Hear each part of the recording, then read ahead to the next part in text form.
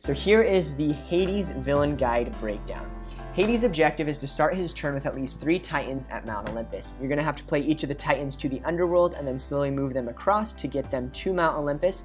And if they're trapped, which we're going to talk about a little bit later, those don't count towards your objective. So if you had these 3 here and they were trapped, you wouldn't be winning the game because you have to untrap them before they count towards your 3. So the Titans are unique to Hades. They're not in anybody else's realm. And you got to get 3 of them, and there's 5 in the deck. So that makes it nice because even if like 2 of them are at the bottom, you can get through the other ones and get them out fast and get them to Mount Olympus to win. So they function much like allies, and you can use the move an item or ally action to move them. That's one of the easiest ways to move them. Right here, you've got one in the underworld, and then you've got one on Mount Olympus. So this one can be blocked obviously by fading with the heroes, and you'll automatically have at least one of them. If you can keep this free from heroes, you can do it every single turn if you just keep moving back between those 2. Also, each Titan has a specific ability, and when they're moved, you're going to perform that ability unless there's heroes that tell you to do otherwise.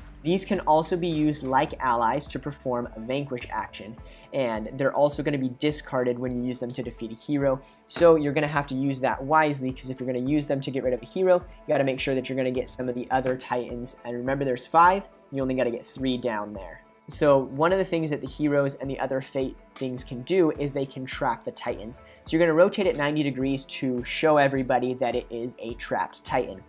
While they're trapped, their abilities are going to be ignored, and they don't count towards your objective like we said earlier. There's a card that can help them get untrapped later, which is the Planets Align. So you can untrap 1 or more Titans in your realm, and you're going to pay the exact amount of the number of Titans. So if you have 3 trapped Titans, you would then play 3, and you would untrap all of them and rotate it back to its normal position. As we mentioned earlier with the Titans, you can use them to vanquish. Now, it's really unfortunate if you have to get rid of one. So if you get this mortality potion, you can attach it to a hero.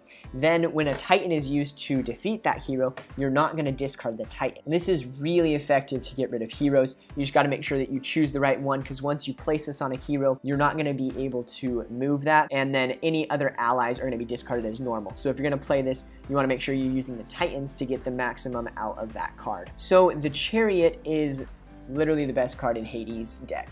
So as it says, once per turn, if Hades is at this location, you can move Hades and the Chariot to any location, and you can perform any action as long as it's not a fate action. So you're not going to be able to do it every turn unless you really set things up the right way. You're most likely going to be able to do it every other turn if possible. And so once you move it, then it's at a different location, and it's really nice to get some extra power or to play an extra card, and you can use it strategically to move Hades' objective forward quite a lot. And finally, Let's Get Ready to Rumble. So this card, the Let's Get Ready to Rumble, is really important because you can pay 2 power to move 1 Titan 1 location. So if, for example, Lythos would be moved there if you played 2 power.